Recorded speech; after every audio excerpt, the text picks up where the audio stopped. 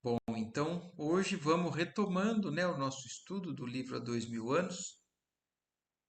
Há algum tempo atrás a gente terminou o capítulo 2 e foi aquele capítulo que a gente viu o irmão do Plínio com envolvimento, com um sentimento para com a Flávia, mas o Plínio e a Flávia estavam indo muito bem, né, no relacionamento deles.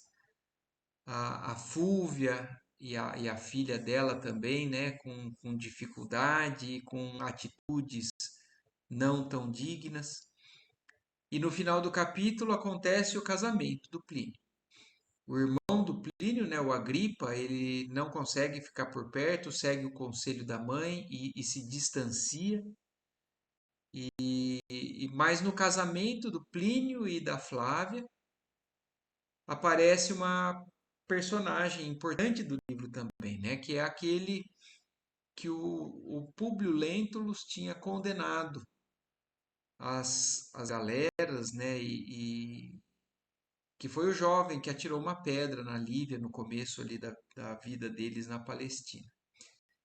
E aquele, inclusive, quem o pai dele, que é o André de Gioras, foi atrás do Públio pedindo para que voltasse atrás. Ele acabou sendo enérgico, né, para mostrar respeito. E esse André de Gioras acaba sendo por vingança, acaba sendo o responsável do sequestro e o desaparecimento do filho Marcos de Públio Lentulus e da Lívia. E que eles nunca mais tiveram notícias, o paradeiro dessa criança. Muito tempo já se passou, né? Essa criança cresceu, já é um adulto. E o próprio Saul de Gioras, que na época era um jovem, também agora é alguém crescido. O Públio Lentulus, quando vê ele, até tem uma discreta impressão que é alguém que ele conhece, mas fica na dúvida e fica por isso mesmo. E o fato é que então termina com o casamento deles. E aí hoje nós vamos entrar no capítulo 3 da segunda parte, que se chama Planos da Treva. E vamos ver. Vamos começar aí e a gente vai falando da sequência desse casamento. Depois das solenidades do casamento de Plínio, contrariamente ao que se podia esperar, o liberto judeu não regressou a Massília. Então, o liberto judeu que está falando aqui é o próprio Saul. Ele foi para o casamento, mas ele tinha interesses pessoais, né, dos negócios e tudo mais, porque ele agora não é mais escravo, na região da Massília, pretextando numerosos negócios que o retinham na capital do império. Instalado no palacete dos Severos, para onde se haviam transferido os jovens nubentes junto de Calpurnia, Saul teve oportunidades numerosas de se avistar com o senador Públio Lentulus, mantendo ambos várias palestras sobre a Judéia e as suas regiões importantes. Então Saul ficou por ali e inclusive está convivendo com Públio Lentulus. Em várias oportunidades, como foi dito ali, inclusive de conversas entre eles. Intrigado com aquele olhar ardente e aqueles traços fisionômicos que lhe não eram totalmente estranhos, e lembrando-se perfeitamente daquele pai que o procurara ansioso e aflito em Jerusalém, acompanhemos o senador em uma de suas palestras íntimas com um interessante desconhecido, na qual o abordou com esta pergunta inesperada. Então, numa dessas conversas, né, com alguma coisinha chamando a atenção, né, a recordação de Públio, ele faz uma pergunta inesperada. Senhor Saul, já que sois filho das cercanias de Jerusalém, vosso pai, porventura, não se chamaria André de Gioras? Vamos também lembrar de um detalhe. Públio Lentulus acha, porque ele teve a informação que o Saul fugiu, que ele provavelmente já tinha voltado para o pai e por isso não tinha cumprido a pena como escravo. Mas, ainda na dúvida e agora querendo se certificar, ele pergunta: Você não é filho de André de Gioras? O liberto mordeu os lábios diante daquele ataque direto ao assunto mais delicado da sua existência, respondendo dissimuladamente: Não, senador, meu pai não tem esse nome. Ao tempo em que fui escravizado por mãos impiedosas e cruéis, porquanto eu não era senão uma criança mal educada e irresponsável, acentuou com profunda ironia. Meu pai era um agricultor miserável que não possuía outra coisa além dos seus braços para o trabalho de cada dia. Tive, contudo, a felicidade de encontrar as mãos generosas de Flamínio Severus, que me guiaram para a liberdade e para a fortuna. E hoje, o meu genitor, com o pouco que lhe fornecia, aumentou as suas possibilidades de trabalho, desfrutando não somente certa importância social em Jerusalém, como também funções superiores no templo. Mas por que me perguntais? O senador franziu o sobrolho em face de tanta desenvoltura na resposta, mas sentindo-se aliviado, por lhe parecer que não se tratava de fato do Saul de suas penosas lembranças, respondeu com mais desafogo de consciência. É que eu conheci ligeiramente um agricultor israelita, por nome André de Gioras, cujos traços fisionômicos não eram muito diversos dos vossos. E a conversação seguiu ao ritmo normal das conversações sem importância, nos ambientes de convencionalismo da vida social. Quer dizer, foram desvirtuando e acabou não aprofundando nessa questão, então levou como realmente não sendo aquela pessoa. Saul, entretanto, deixava transparecer fulgor estranho no olhar, como quem se encontrava extremamente satisfeito com o destino, à espera de um ensejo para executar seus tenebrosos planos de vingança. Quer dizer, o Saul estava feliz, porque o destino realmente tinha reaproximado os dois, e dentro dele ainda existe um desejo de vingança. Apesar de já ter, de alguma maneira, a família, né, o André de Joras, ter vingado, né, sequestrando o filho de Públio Lentulus, mas para eles ainda aquilo não é suficiente. Um móvel oculto e inconfessável o retinha em Roma. Quando numerosas operações comerciais requeriam sua presença em Massília, onde seu nome se radicara a grandes interesses de ordem financeira e material. Esse móvel era o intenso desejo de se fazer notado pela jovem esposa de Plínio, cujo olhar parecia atraí-lo para um abismo de amor violento e irreprimível. Então, olhem isso, né? Além da questão da vingança, mas isso poderia ser dado mais para frente, ele não estava conseguindo sair dali porque ele estava atraído demais pela Flávia também. Da mesma maneira que o Agripa se apaixonou por ela, o Plínio também, e o próprio Saul, agora mostrando que o que estava fazendo com que ele ficasse preso ali é porque ele estava fascinado pela Flávia e ele estava querendo se fazer percebido por ela. Desde o instante em que a vira com os adornos do noivado, no dia venturoso do seu enlace, parecia haver-lo obrigado a criatura ideal dos seus sonhos mais íntimos e remotos.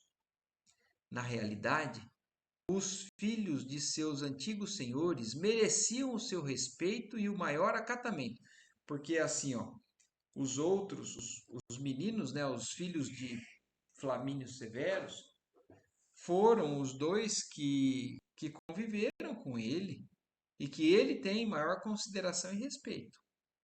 Todavia, uma força maior que todos os seus sentimentos de gratidão o levava a desejar a posse de Flávia Lentulha, a qualquer preço, ainda que fosse o da própria vida. Então ele estava totalmente apaixonado, de maneira a cometer absurdos por ela, né? Aqueles olhos formosos e cismadores, a graça carinhosa e espontânea, a inteligência lúcida e delicada, todos os seus predicados físicos e espirituais que observara agudamente nos poucos dias de permanência na cidade, o autorizavam a crer que aquela mulher era bem o tipo das suas idealizações.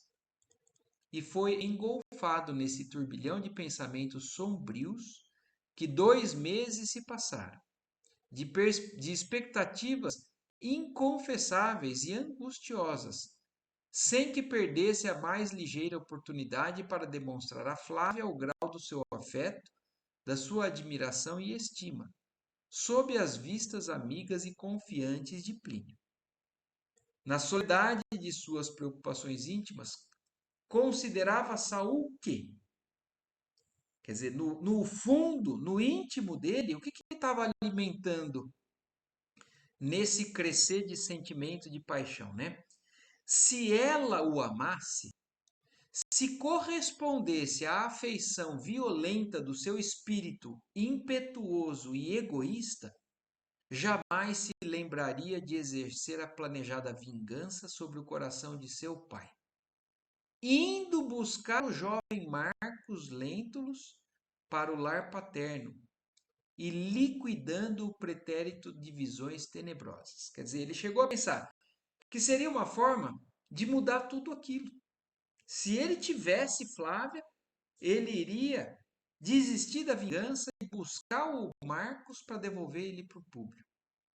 Contudo, se acontecesse o contrário, executaria os seus diabólicos projetos, deixando-se embriagar pelo vinho odiento da morte. Quer dizer, no fundo, as intenções, né, e as atitudes que ele pretendia eram extremamente egoístas e pesadas, né? Então ele falou assim: a forma de eu mudar de pensamento seria se a Flávia se apaixonasse por mim e ficasse comigo. Caso contrário, vou continuar com o plano de vingança que eu e meu pai temos, né? Porque ele já se reaproximou do pai. Nessa época, corria já o ano de 47. E sem nos esquecermos de Fúvia e sua filha, vamos encontrá-las de novo sob domínio dos mesmos sentimentos cruéis e tenebrosos. Então, da mesma maneira que nós vimos no capítulo passado, a Fúvia e a filha Aurélia, com condutas totalmente, né, impróprias moralmente. Então, a filha desejando algo errado e a mãe estimulando aquele algo errado. E ao passo que nós vimos o Agripa desejando algo errado, mas a mãe aconselhando ele de maneira mais digna e ele acatando. Agora nós estamos vendo que mesmo com lá atrás ela resolvendo casar e tudo mais, ainda estão envolvidas no mesmo tipo de sentimento e de atitude, né? Em vão desposara Aurélia a Emiliano Lúcio, que para ela não representava de modo algum o tipo do homem que o seu temperamento supunha haver encontrado no filho mais novo de Flamínio. Quer dizer, ela não se satisfez. Ela casou, mas casou e ainda se decepcionou e ainda continuava desejando o filho do Flamínio. E foi assim que, depois dos primeiros desencantos e atritos no ambiente doméstico, a conselho da mãe, olha lá, a mãe mais uma vez, né, em vez de aconselhar o caminho certo, né, a Fúvia ainda é um espírito muito desvirtuado, né, na forma de agir, de pensar. E então aconselhada pela mãe e na sua própria companhia procurou recorrer às ciências estranhas de Araxes, célebre feiticeiro egípcio que tinha uma loja de mercadorias exóticas nas proximidades do Esquilino. Quer dizer, é como se fosse recorrer a uma pessoa que fizesse uma magia, que pudesse conseguir o que ela não conseguia naturalmente, né, pacificamente, recorrendo a fazer os trabalhos, né, que a gente sabe que hoje em dia também são ainda feitos, mas para amarrar uma pessoa, para conquistar, para conseguir afastar ou atrair outra, afastar alguns, atrair outros. Araxes, cujo comércio criminoso todos conheciam como fonte inesgotável de filtros milagrosos do amor, da enfermidade e da morte, era um iniciado do Antigo Egito, desviado, porém, da missão sacrossanta da caridade e da paz. Olha que interessante que é isso que está falando aqui, né? Então, o egípcio, esse Araxes, ele era alguém procurado para fazer, né, milagres, assim, para fazer modificações, conseguir conquistar com relação a coisas do amor, ele ou para gerar enfermidade ou curar a enfermidade, ou para causar morte de pessoas que eram indesejadas. Mas olha que interessante isso. Ele era provavelmente uma pessoa que tinha mediunidade, era um iniciado no Antigo Egito e que era o plano dessa faculdade que ele tinha, era uma missão sacrossanta de caridade e de paz. Mas que, como muitos também acabam se desviando e utilizando esse poder, né, essa propriedade que tem, para o caminho errado. Então, se desviou na sua violenta paixão pelo dinheiro da numerosa clientela romana. Então, em pletora de vícios clamorosos e na dissolução dos mais belos costumes do sagrado instituto da família. Então, corrompido pelo dinheiro, o Araxes acabou se desvirtuando e querendo fazer o que ele tinha capacidade para fazer, né? Como alguns supunham ser feitiçaria, mas ele trabalhava com o plano espiritual para descobrir, conseguir e realizar coisas menos dignas. Então, explorando-lhe as paixões inferiores e os hábitos viciosos, o mago egípcio empregava quase toda a sua ciência espiritual na execução de todos os malefícios e crimes, motivando enormes danos com as suas drogas venenosas e os seus estranhos conselhos. Procurado discretamente por Fúvia e a filha, inteirou-se dos fins da visita e ali mesmo, entre grandes retortas e pacotes de plantas e substâncias diversas, mergulhou a cabeça nas mãos, como se o seu espírito estivesse devassando os menores segredos do mundo invisível, ante uma trípode e outros petrechos das ciências ocultas, que com que ele, psicólogo profundo, buscava impressionar a mente sugestionável dos consulentes numerosos que lhe solicitavam a solução dos problemas difíceis da vida. Então ele foi solicitado e aí entra naquele momento de concentração, de transe da alma, e ele acessa ao mundo espiritual como médium para poder entender, para poder acessar a esse desconhecido, para poder fazer o que estava sendo pedido, ou não, né? Porque vai ser surpreendente a reação dele perante ao que ele vai ver no mundo espiritual.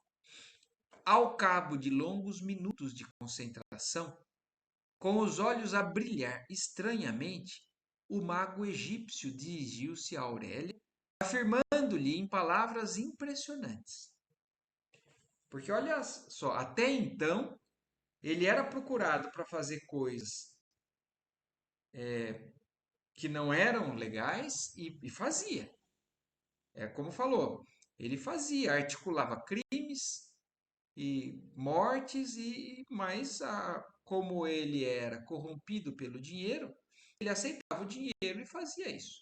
Mas no caso da Aurélia e da Fúvia, ele responde assim: Senhora, vejo à minha frente dolorosos quadros da sua vida espiritual no passado longínquo.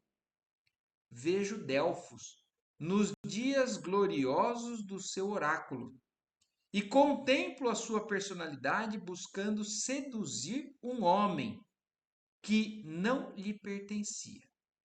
Então, olha isso, Delfos, né? A gente sabe que na Grécia, o oráculo de Delfos, né, era um local, então, onde tinham esses poderes, né, de conhecimento mais pessoal, de busca, acesso à espiritualidade e tudo mais. E ele vê que a Aurélia vivia nessa época de Delfos ali, e na época ela já era alguém que estava buscando seduzir um homem que não pertencia a ela. Esse homem é o mesmo da atualidade. Então, olha isso. O Araxes viu ela numa encarnação passada, já cometendo erro contra esse mesmo, o próprio Plínio. Ele era provavelmente casado já com alguém ou comprometido, e ela tentando desviar ele para ela. As mesmas almas perambulam agora em outros corpos, e a senhora deve pensar na realidade dos dias que se passam, conformando-se com a nítida separação das linhas do destino. Então, olha o alerta que Araxes faz para ela. Você já errou no passado com isso, e eu agora estou te alertando para que você pense e aceite a separação que o destino fez de vocês, para não reafirmar, não reforçar o erro do passado. A Aurélia ouvia, entre surpresa e assombrada, enquanto a alma arguta de sua mãe acompanhava a palestra tocada de impressão indefinível. Que me dizeis?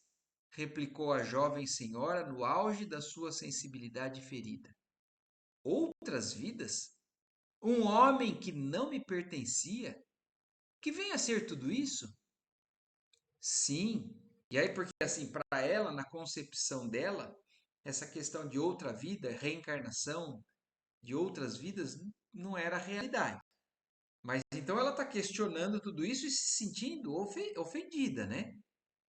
E aí Araxes explica: sim, nosso espírito neste mundo, redarguiu o feiticeiro com imperturbável serenidade, tem longa série de existências que enriquecem o nosso íntimo com o máximo de conhecimento sobre os deveres que nos competem na vida.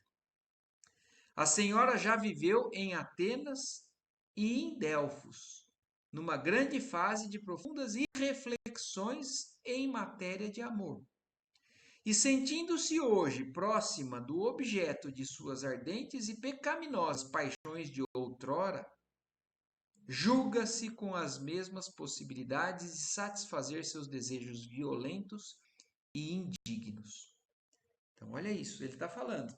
Sim, você já errou e está querendo agora errar de novo, né? Então, naquela época, você, com essa paixão desequilibrada, né?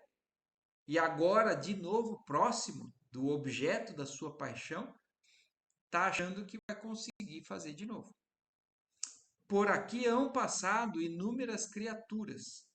A muitas aconselhei perseverança nos propósitos, por vezes injustificáveis e inferiores. Quer dizer, olha o que ele está falando. Ele falou assim: eu já aconselhei muitos aqui a continuar com aquilo que estavam me pedindo.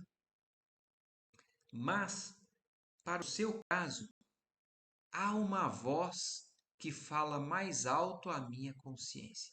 Olha isso, mesmo ele, que já tanto errou, tem algo que a consciência dele cobra para agir diferente no caso dela. se a sua irreflexão for ao ponto de provocar este homem, em consciência honesto até agora, é possível que o seu coração também inquieto venha a corresponder aos seus caprichos. Contudo, busque não se entregar ao desvario dessa provocação, porque o destino o reuniu agora, a alma gêmea da sua, em um caminho áspero de provações amargas, e os espera no futuro, para a consolidação da sua confiança mútua, da sua afeição e da sua grandeza espiritual. Então, olha isso, até o Arashi está explicando até o que está planejado para a reencarnação desses dois que se uniram agora. Inclusive está dizendo, provações amargas esperam esse casal no futuro para a consolidação de muita coisa no crescimento espiritual deles. Não se interponha no caminho dessa mulher considerada pelo seu espírito como poderosa rival. Interpor-se entre ela e o esposo seria agravar a senhora as suas próprias penas. Porque a verdade é que o seu coração não se encontra preparado para as grandes renúncias santificantes. E aquilo que supõe ser profundo e sublimado amor, nada mais é que capricho prejudicial do seu coração de mulher voluntariosa e pouco disposta a sacrificar-se pelo carinho de companheiro amoroso e leal, mas sim a multiplicar os amantes pelo número das suas vontades artificiais. Então, olha o grau de sinceridade que o Araxes fala para ela, uma verdade dura na cara, mas sendo sincero, porque a consciência dele está cobrando. Porque talvez alguma intervenção do mais alto tenha sido colocada ali para impedir um prejuízo maior. Mas ainda assim, existe sempre o livre-arbítrio, né, das pessoas. Mas a Aurélia, ouvindo tudo aquilo, né, ficou espantada, chocada. A Aurélia estava lívida, ouvindo essas palavras que considerava atrevidas e injuriosas. Desejava defender-se, mas uma força poderosa parecia comprimir-lhe a garganta, anulando-lhe o esforço das cordas vocais. Então ela não conseguiu falar. Alguma coisa estava impedindo ela de falar. Fúvia, porém, tomada de rancor pelas expressões insultuosas daquele homem, tomou a defesa da filha, arguindo-o com energia. Araxes, feiticeiro impúdico, que queres dizer com estas palavras? Insulta-nos. Poderemos fazer cair sobre tua cabeça o peso da justiça do império. Então, olha isso, né? A Fúvia agora achando que porque é importante, fala assim, com quem que você acha que você está falando? Nós podemos te prejudicar, porque nós temos influências no império. Conduzindo-te ao cárcere e revelando à sociedade os teus sinistros segredos. E olha a resposta de Araxes. E porventura não os tereis também, nobre senhora? Olha isso, porque ela falou dos segredos dele, mas ele, como é um médium, né, com acesso a também as sombras dela, né, fala assim: e você não tem segredo também para ser exposto? Revidou ele imperturbavelmente. Estaríeis assim, tão sem culpa, para não vacilar em condenar-me? Olha isso. Você vai querer comprar essa briga? Quer dizer, presta atenção, porque vai ser pior para o seu lado. Fúvia mordeu os lábios, tremendo de ódio e exclamando com fúria: Cala-te, infame! Não sabes que tens diante dos olhos a esposa de um pretor? Mais uma vez, ela achando que está podendo falar alto, né? E olha ele mais uma vez. Olha o nível, né, da pessoa, apesar de desviada, uma pessoa extremamente firme, um espírito seguro do que está falando. E olha, fala para ele, para ela, né? Você não está vendo que você tem diante de você a esposa de um pretor? E ele responde: Não me parece, murmurou o feiticeiro com serena ironia, pois as nobres matronas dessa estirpe não viriam a esta casa solicitar minha cooperação para um crime. Olha como é claro, né, na, na devolutiva dele. E ao demais, que diriam em Roma de uma patrícia que descesse ao extremo de procurar, na intimidade, um velho feiticeiro esquilino? É verdade que muitos males tenho praticado na minha vida, mas sabem-no todos que assim procedo. E não busco a sombra das boas situações sociais para assoberbar a hediondez da minha miserável existência. Olha o que ele também agora está falando. E ainda mais, os meus erros, todo mundo sabe e eu assumo. Eu não estou procurando me fazer de santa por aí, né? Eu não estou me envolvendo com alguns convívios sociais para esconder a hediondez da sua miserável existência. Ainda assim, quero salvar a mocidade de tua filha, do lôbrego caminho das tuas perversidades, porque na hipótese de seguir-te ela, os coleios de víbora, na senda de esposa criminosa e infiel, seu único fim será a prostituição e o infortúnio, rematados com a morte ignominiosa da ponta de uma espada. O Arashi sabe até onde vai acabar a vida da, da Aurélia se ela continuar insistindo no caminho errado. E ele fala: a minha intenção aqui é de te beneficiar, Fúvia, né? Eu estou querendo preservar a sua filha, evitar que ela entre por esse caminho errado e vá até o fim, que você está estimulando. Então, tudo isso ele falou muito claramente para elas, né? Fúvia desejou revidar energicamente aos insultos de Araxes, repelindo aquelas expressões injuriosas, recebidas como atrevimento supremo. Mas Aurélia, receosa de novas complicações e compreendendo a culpabilidade de sua mãe, tomou-lhe do braço, retirando-se ambas silenciosamente, sob o olhar zombeteiro do velho egípcio, que voltara a empilhar pacotes de plantas entre numerosos vasos de substâncias estranhas. Quer dizer, elas foram embora porque perceberam que ia piorar e ele voltou ao dia a dia dele ali, mexendo nas poções e nas plantas dele. Pouco tempo, contudo, pôde ele empregar na sua faina solitária e silenciosa. Dentro de 2 horas, nova personagem lhe batia à porta. Arashi surpreendeu-se à vista daquele judeu insinuante que o procurava. Olha agora quem foi atrás dele. O brilho dos olhos, o nariz característico, a harmonia dos traços israelitas faziam daquele homem ainda jovem uma figura singular e sugestiva.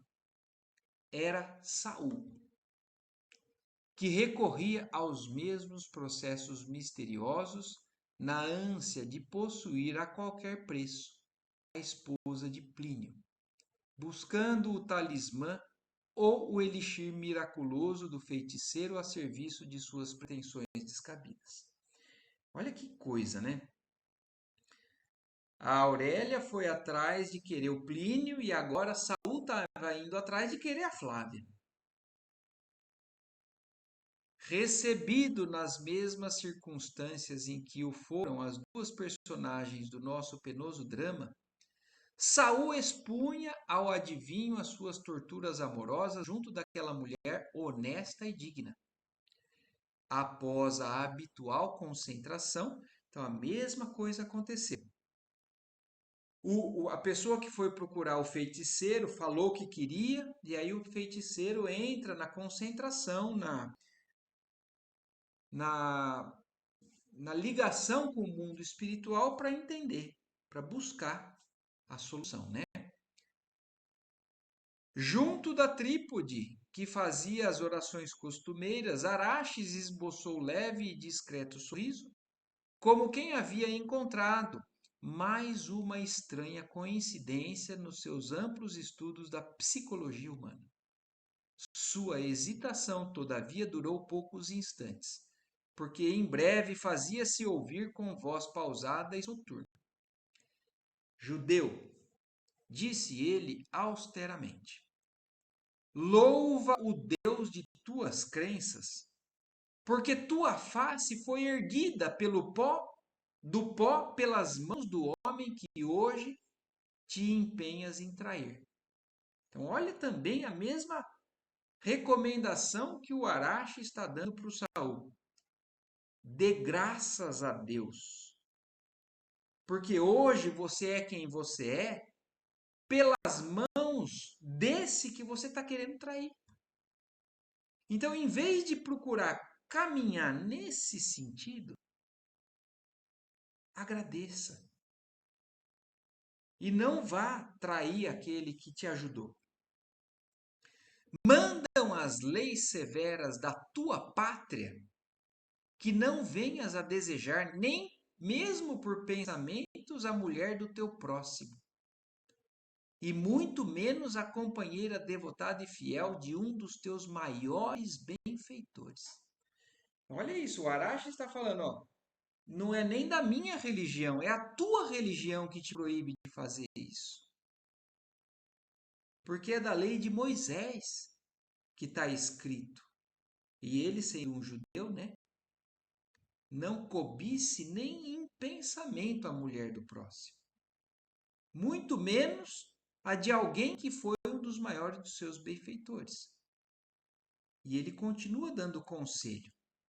Dá um passo atrás no seu triste e mal-aventurado caminho. Houve tempo em que teu espírito viveu no corpo de um sacerdote de Apolo, no templo glorioso de Delfos. Olha isso. Araxes também tendo acesso a uma encarnação passada do Saul. E falou: você já habitou um corpo no templo de Delfos. Perseguiste uma jovem mulher dos místeres sagrados, conduzindo-a à miséria e à morte. Olha isso, você já prejudicou essa pessoa, que você está de novo envolvido pela força da atração que você tem por ela. Mas você já perseguiu essa mulher, conduziu ela à miséria e à morte com os teus desvarios nefandos e dolorosos. Não ouses agora arrancá-la dos braços destinados ao seu amparo e proteção à face deste mundo. Não te intrometas no destino de duas criaturas que as forças do céu talharam uma para a outra. Então, o Araxes foi também extremamente claro e com a consciência reta para alertar o Saul.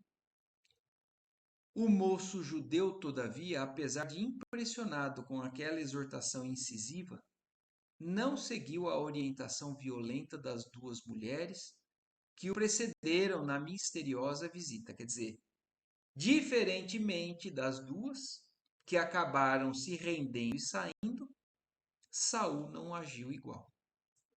Arrancando uma bolsa de moedas, acariciou-a nas mãos como a excitar a complacência do adivinho, exclamando com voz quase súplice: Araxes, eu tenho ouro, muito ouro, e dar-te-ei o que quiseres, pelo valioso auxílio da tua ciência, pelo amor de teus deuses, consegue-me a simpatia dessa mulher e recompensar-te-ei generosamente a preciosidade dos esforços despendidos. Os olhos do mago egípcio faiscaram ao clarão de sentimento estranho, contemplando a bolsa em forma de cornucópia, reluzente de ouro, como se a desejasse intensamente, murmurando com mais delicadeza. Quer dizer, ele tocou, apesar do Arashi estar sendo sincero com a própria consciência, o Saul conseguiu tocar no ponto fraco dele. Então, aquela bolsa de ouro, né? E aí o Arashi já tinha alertado, mas aí agora a sua fraqueza falou mais alto. Meu amigo, essa mulher não é cobiçada tão somente por ti. E suponho que deverias contribuir para que ela não se afastasse da companhia do esposo. Mas existe então ainda outro homem? Sim.